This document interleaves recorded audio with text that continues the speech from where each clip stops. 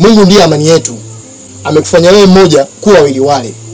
Je, unaweza kuwa na nguvu ya kuvunja kiwambaza kilichokuwepo katikati yetu? Ili kuona hawa wawili kwa mmoja, ni lazima ndani nafsi yako ipatikane amani. Unaogopaje kumalizia jambo lile ulianzisha wewe mwenyewe?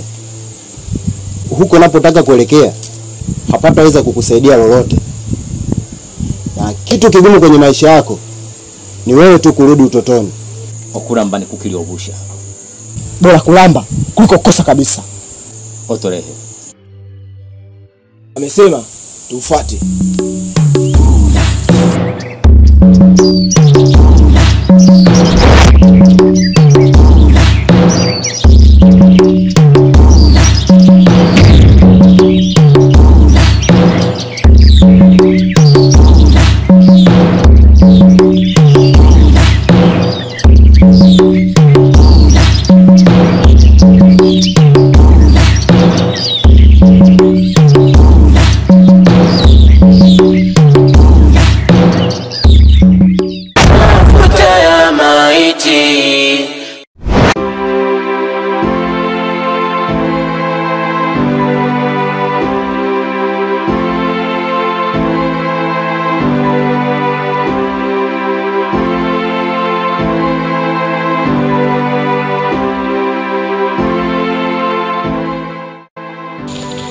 Oh, shangazi Nyaufumi. Shikamoo.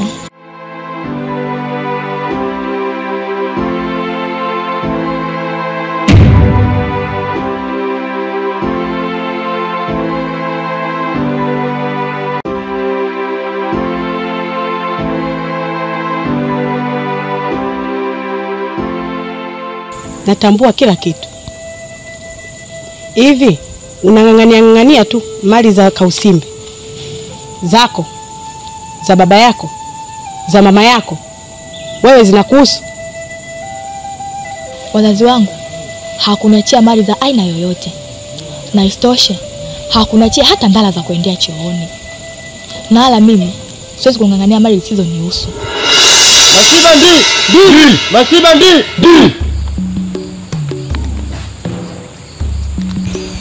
Wewe ni nani? Na unataka nini hasa? Mimi naitwa Kiweba. Natokea kijiji cha Msaguleni. Nini shida yako?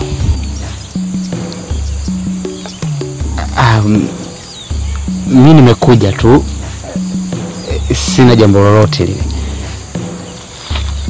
Hajawahi kunidanganya maono yangu. Yananionyesha kabisa ya kuwa wewe unataka uwe mmoja kati ya wageni wanaokuja kwenye kijiji chetu cha Mashibandi.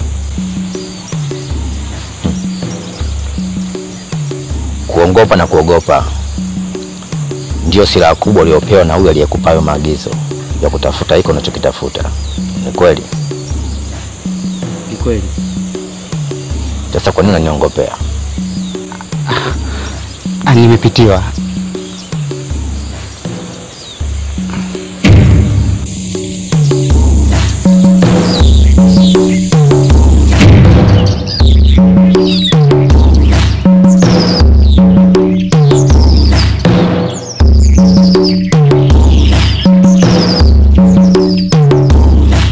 Onyo. Sikupi mwaliko na wala huu sio wito kwa wewe kuja kwenye kijiji chetu cha Mashibandi, kijiji kinachoshughulikiwa na Mzuzu Bey, Mzuzu asiyeshindwa na yake. Tafuta yule kijana mlevi aliyekupokea na atakuingiza kwenye kijiji chetu, kwani yeye ana kibali cha kuingia kwenye kijiji chetu cha Mashibandi kwa sababu yeye ni rafiki wa Bey. Yule mimi toka mlivyokuja pale sikuweza kumuona tena.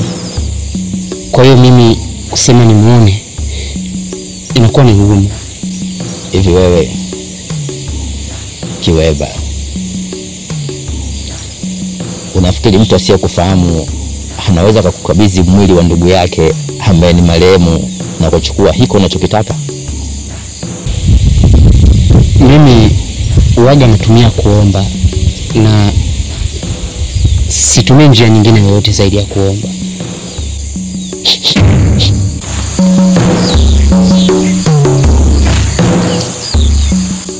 Katika pitapita zako ukiona mkorosho chini yake kuna kigogo, basi msubiri hapo hapo, hata kuchukua na kukuleta kwenye kijiji chetu. Onyo, sijakuita, sijakualika. Otorehe. Mashiba ndi! Mashiba ndi!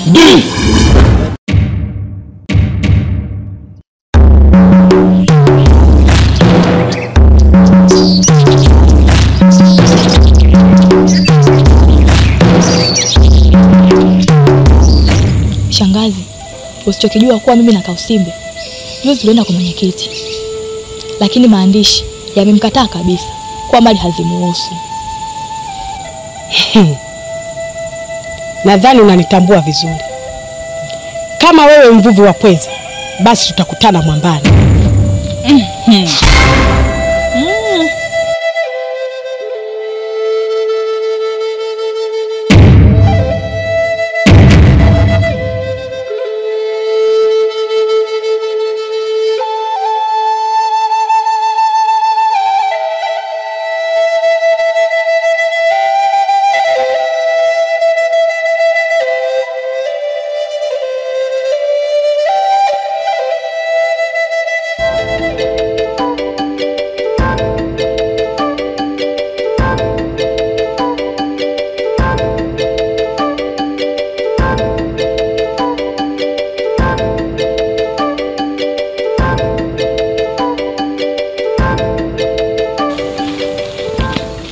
Habari yako kakangu?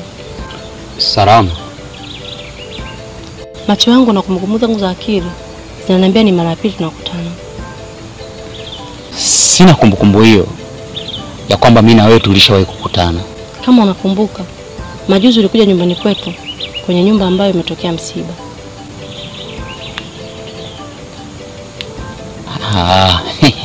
Sasa hapo napata kumbukumbu.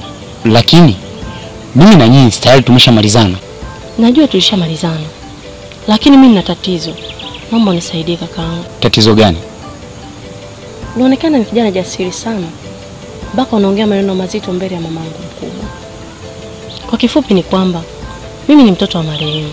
Na mama yangu kabla hajafariki aliamua kumrithisha mali mtoto wa kaka yake ambaye mimi ni binamu yangu. Kwa hiyo nilipokusikia kwamba unatafuta mafuta ya maiti ili tu ikakusaidia kwenye tatizo lako. Aha.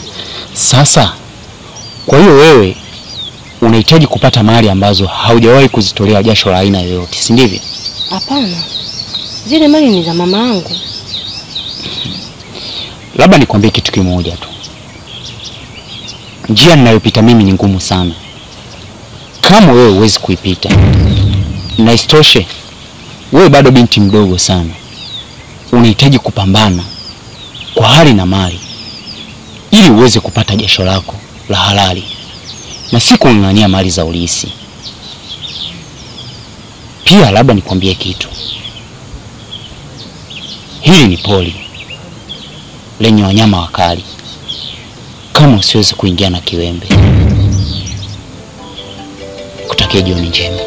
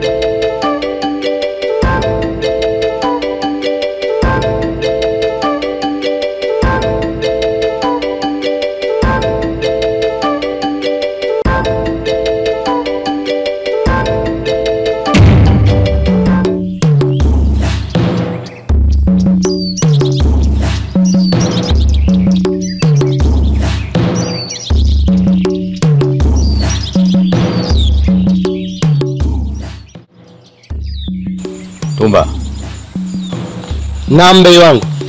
tusubiri.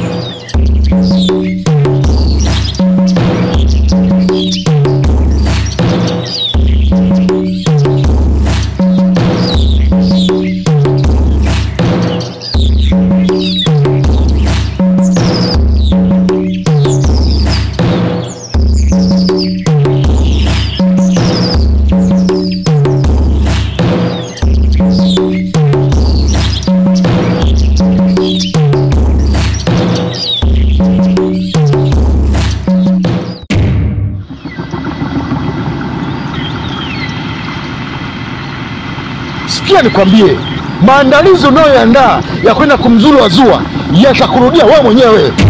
Na ukiwa ukijua yule mtu si wa kuchezea, ni hatari zaidi ya moto, utakuunguza wewe mwenyewe.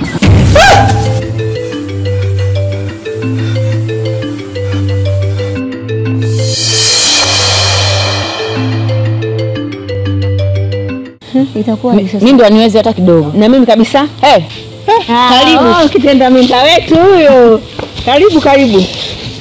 Hamna cha kitenda mimba hapa. Huko njiani nimekutana na Azua. Majibu alonijibu inaonyesha ana kitu. Unavyotuona hapa tulivyokaa ndio tunamzungumzia yeye Azua. Azua sasa hivi amekuwa. Azua sasa hivi mjuaji. Anajibu vyovyote vile ambavyo yeye anavyojisikia. Sijui anajiamini nini sijui. Maka ajiona yeye mkubwa, sisi wadogo. Sasa tunafanyaje?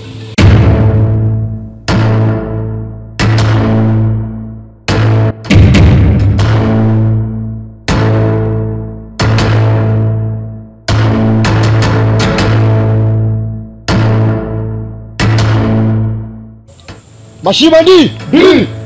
Mashibandi! Kabwi, unanijua fika ya kuwa mimi sipendi kucheza na watoto. Na ulichokifanya, yani kuacha kufanya kazi, kufanya mapenzi, huo ni utoto. Hapa sisi tuna mpango. Kausimbe atapokabidhiwa mali zake tu ni kummaliza. Kwa sababu kijiji alichokwenda kile cha pili hatoki mtu. Naelewa. Naye hatoki. Mimi kama mimi sifurahii kumwona Kausimbe awepo. Tena namuombea dua usiku na mchana. Sikaenda kijiji cha pili? Na kijiji kile kwamba mtu akishaingia hajawahi kurudi tena huko. Mtu yoyote yule anayekwenda kijiji cha pili harudi. Tutammaliza tu. Kwani mnamaanisha nini? Mbona mnanifumba bado? Kausimbe hapa nyumbani sasa hayupo, anamaliza wiki ya pili. Yupo kijiji cha pili. Na kile kijiji kama tunavyojua kwamba mtu akishaingia kutoka hakuna. Kausimbe akishauawa, dada unachukua mali za kule heka 15. Dada na wewe unachukua heka 10 za huku. Mimi nataka nyumba ile kubwa. Ndio nataka mimi kwanza sio mali. Ni huyu Kausimbe kwanza. Sasa basi. Zile karatasi akikabidhiwa tu hatimiliki. Mimi kuna mtu tayari nishampanga. Mtu gani yule mpanga? Bila kujua sisi. Yule ambaye yeye atemwandikia hatimiliki yule. Basi ndio yule ambaye ana uwezo wa kummaliza Kausimbe. Ina maana huyo mtu yupo? Yupo. Basi twendeni. Sasa nachelewa. Tuondoke. Kipumbavu sisi hapa. Daidi dai. Beki beba.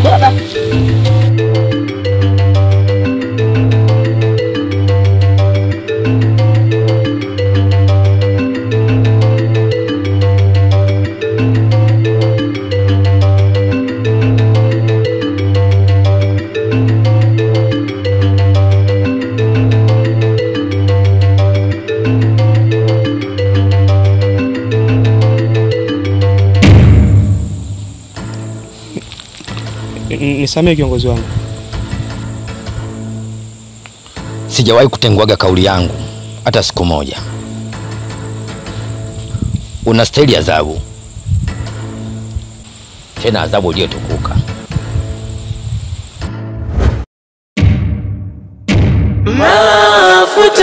Mafuta ya maiti mafuta ya maiti.